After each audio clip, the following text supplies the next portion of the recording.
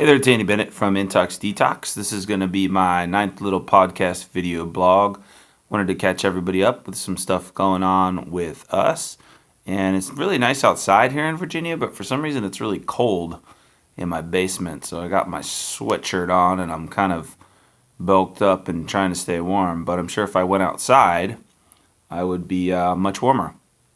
Anyway, we did the Pittsburgh Beer Fest this past weekend, which was excellent. It was the most crowded and crazy beer fest I've ever worked.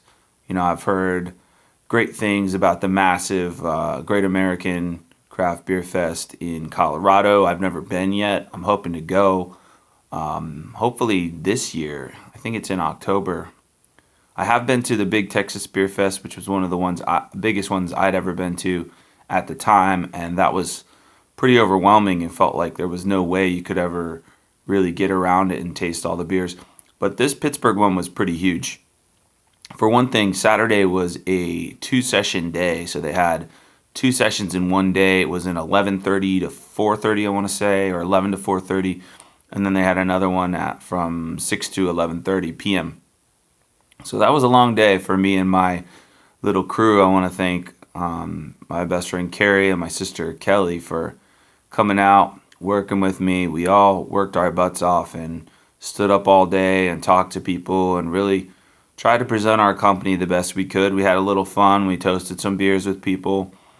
We did the Jello shots, which I'll talk about in a second, and we enjoyed it. But my whole thing about going out and doing these events is giving value to people, and you know, whether that value is my time or my friendship or just making them smile, hopefully helping them to enjoy having some drinks without being really super hungover and protecting their liver. That's the bigger goal. But even the people that don't want to buy from me, I feel like I work for them. You come up to my booth, you give me your time, and I tell you a little bit about my company. If you're not interested, then at the very least you walk away saying, hey, that guy's a pretty decent guy. Like, he didn't try to oversell me. I wasn't into his product, but he's still a friendly guy. He, made me smile. He made me laugh. I'm have a very self-deprecating sense of humor, which if you watch any of these, you'll know that. But I just enjoy it. I enjoy life, and I like meeting people. So I try to give value. I want to say thank you to Tori and Philip from the group that organizes the beer fests. They do an excellent job. Can't wait to do another one with them. And all the volunteers were great, and the volunteers always make good guinea pigs. They like to test out the product because they're there. They basically work their butts off just like me, and they get to drink beer and have some fun while they're at it. So that's really cool. I only regret that I couldn't spend more time with them because I'm always at my booth, so I don't really get to always taste a lot of beer, and I don't always get to get real well acquainted with the volunteers, other than the ones that are nearby me, which I will say, we had good people all around us.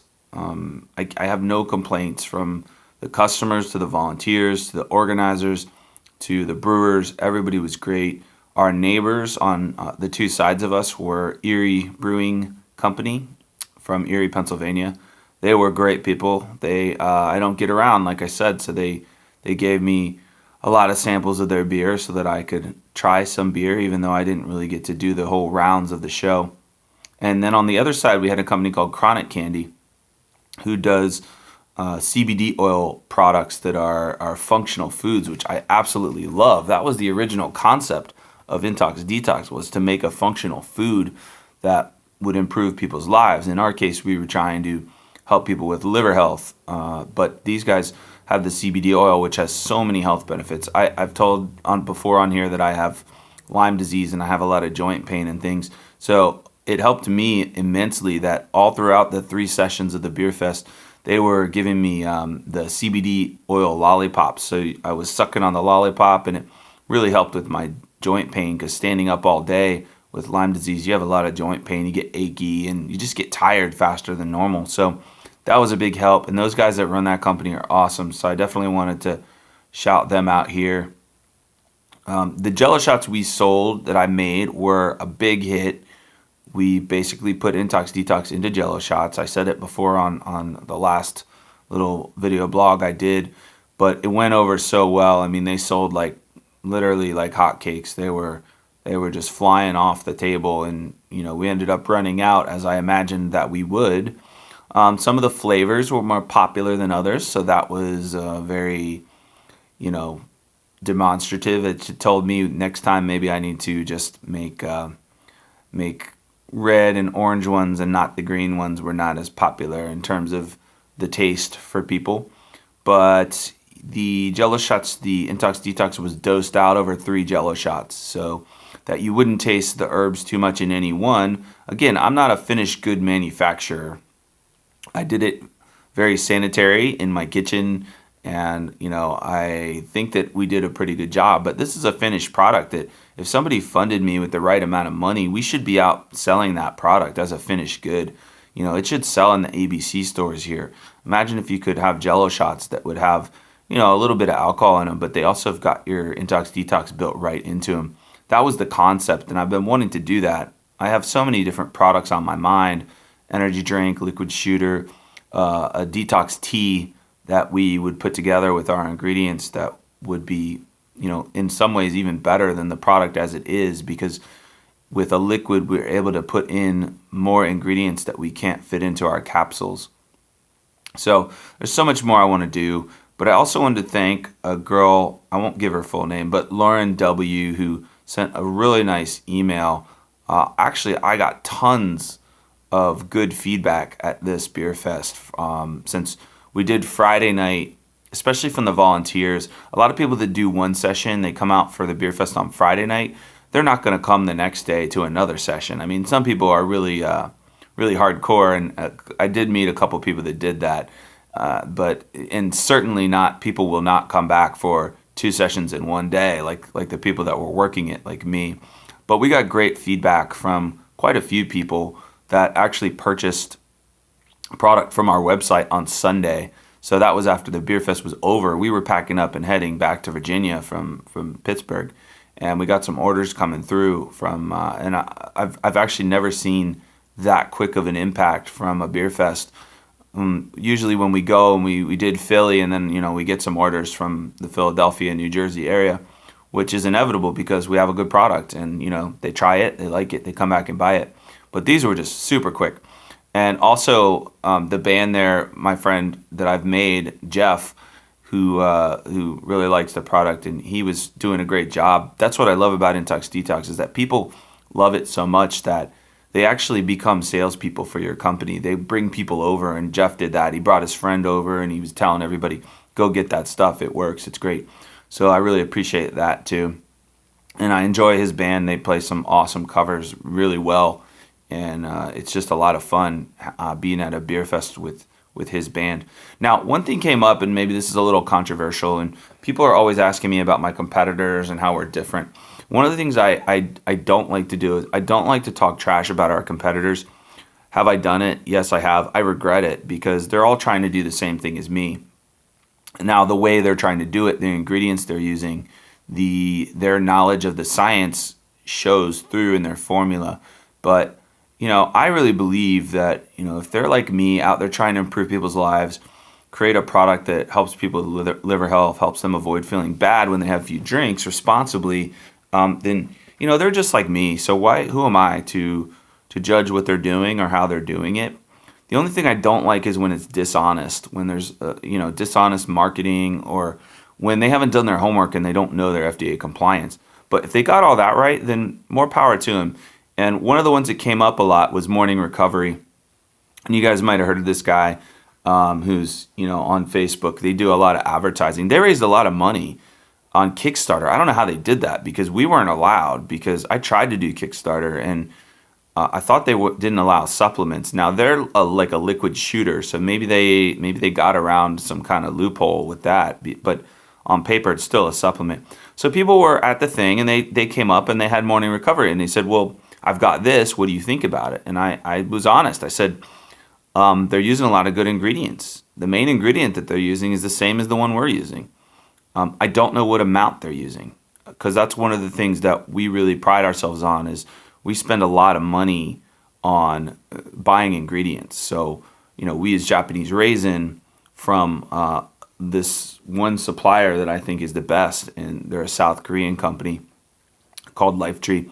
And then we buy our Cetria glutathione, which is from another company, and that's a patented material. These are expensive ingredients that a lot of companies just, they just won't buy because they're too expensive. If they do buy them, they don't dose them correctly because it's really expensive to do that. It's a lot of the reason, we haven't made as much money as maybe we should.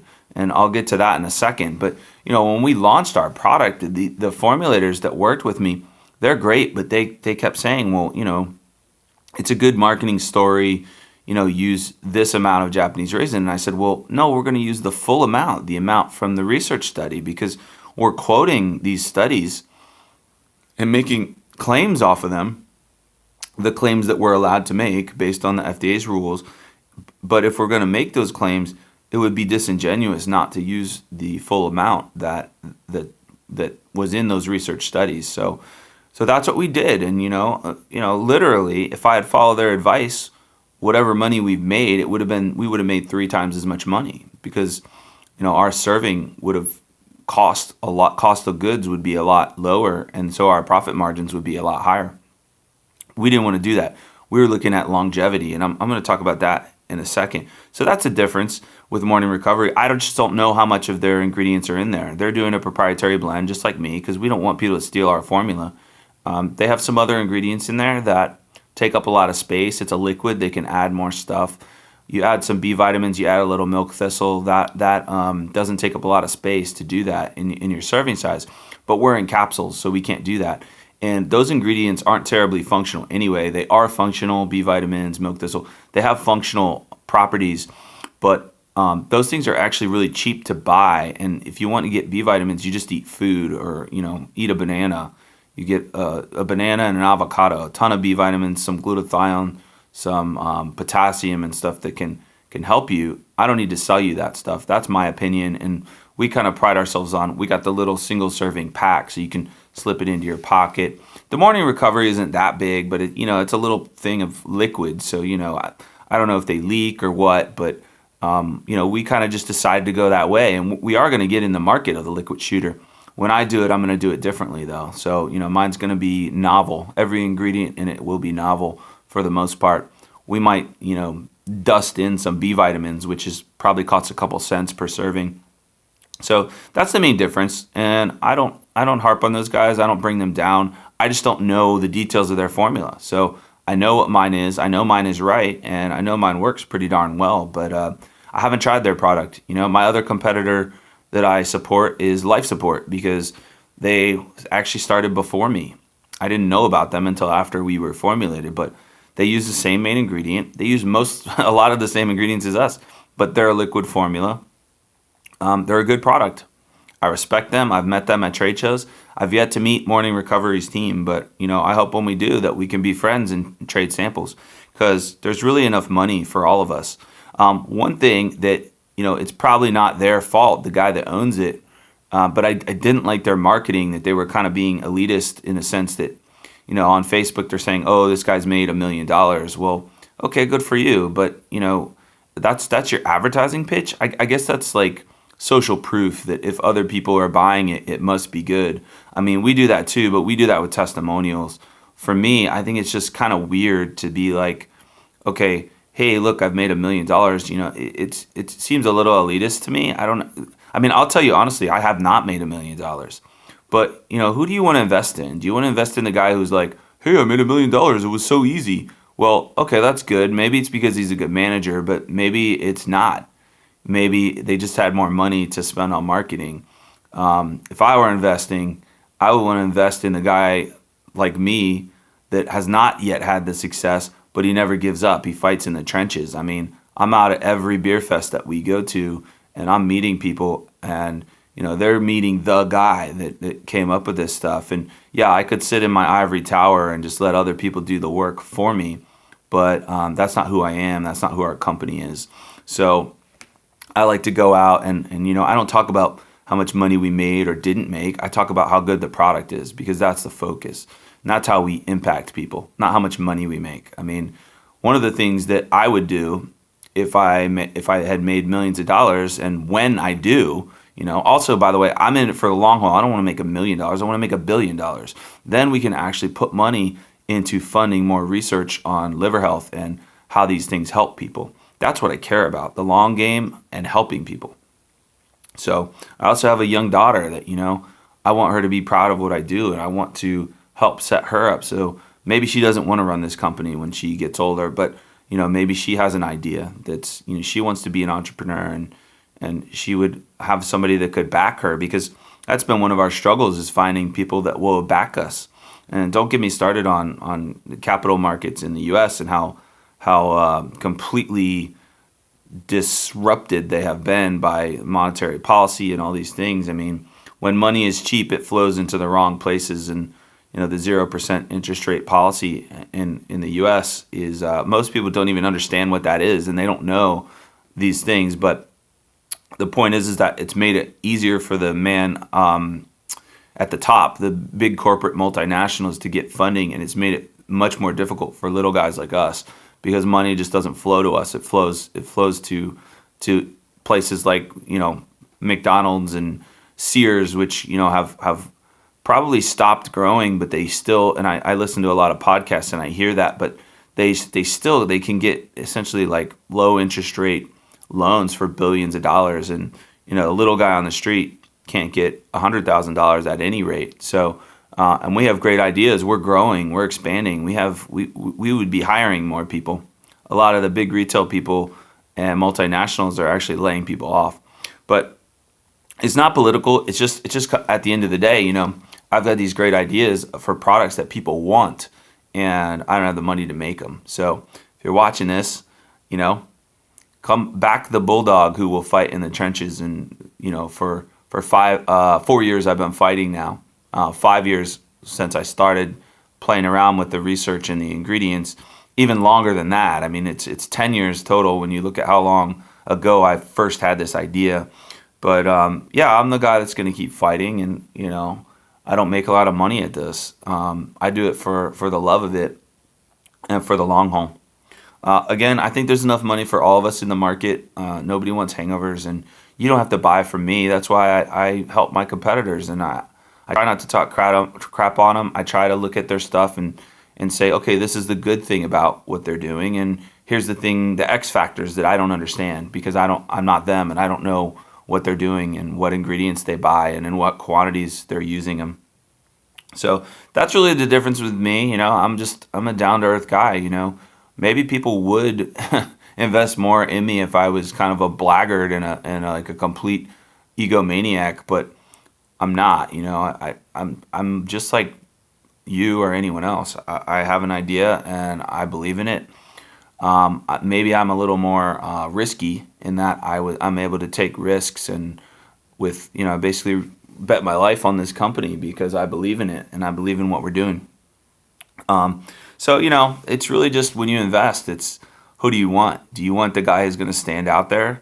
You want the guy who's going to put on the green suit and talk to people and deal with the people that call me a BS artist and a snake oil salesman, and I kill them with kindness the best I can. I try to make friends with them when I can. If they're just obnoxious, eventually I just ask them to move down the line, because we like to keep it positive in our business. And to me, it just goes back to, if you don't have something nice to say, then just move down the line. You don't have to buy the product. It's okay.